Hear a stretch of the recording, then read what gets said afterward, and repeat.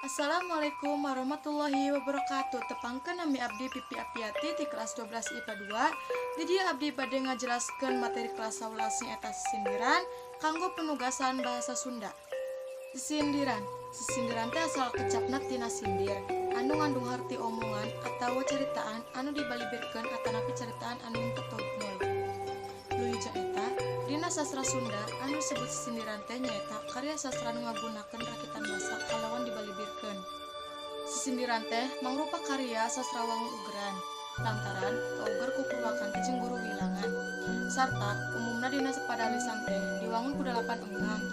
Wangunan sindiran teh bisa disebutkan karya sastra wangun ugeran atanapi puisi anu eusina dibalibirkeun heula diwangun ku cangkang jeung eusi sarta lebet ku purwakanti. Area nu disebut purwakanti nyaeta pada kertas sada atanapi sorak kecap-kecap dina ungkara kalimah klausa atawa prasa utamana dina wangun ugeran atanapi puisi.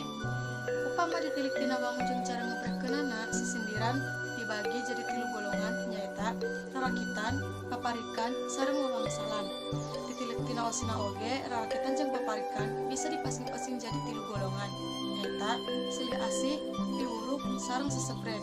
Anu kahiji nyaeta rarakitan. Rarakitan teh mangrupa sindiran anu diwangun ku cangkang jeung eusi dina sapadana. Disebut rarakitan beda kecap awal dina padalisan-padalisan cangkang dipake deui dina padalisan eusi. Nepi ka siga masang jeung ngarakit. Sifat kitu dipapandekeun jeung sifat rakit anu papak dina puguhna. Purwakanti anu aya dina rarakitan sarta mangrupa ciri anu ngabedakeun jeung paparikan nyaeta purwakanti mindoan kawit anu timbul lantaran aya kecap-kecap nu dipindo atanapi dibalikeun. Dina awal padalisan kulantaran purwakanti mindoan kawit teh antara cangkang jeung eusi. Nah, dina rarakitan mah kasalang heula ku padalisan sejen nepi ka siga nu kapacorok. Contona jauh-jauh manggul awi nyiar-nyiar pimerangeun jauh-jauh neang abdi nyiar-nyiar pimelangeun. Rarakitan di luhur teh sapadana diwangun ku 4 padalisan.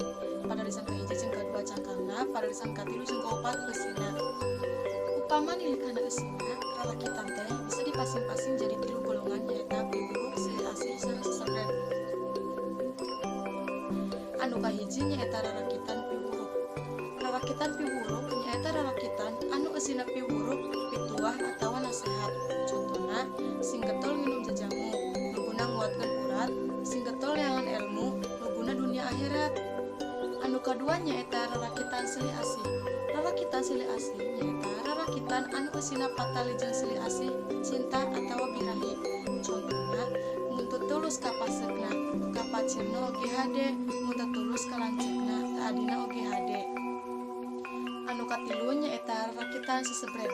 Rarakitan sesebret nyaeta rarakitan anu eusina salianti silih asih jeung piwuruk, kayaning lulucon, banyol, rambu laku, kritik sosial, pamitan jeung salianti eta.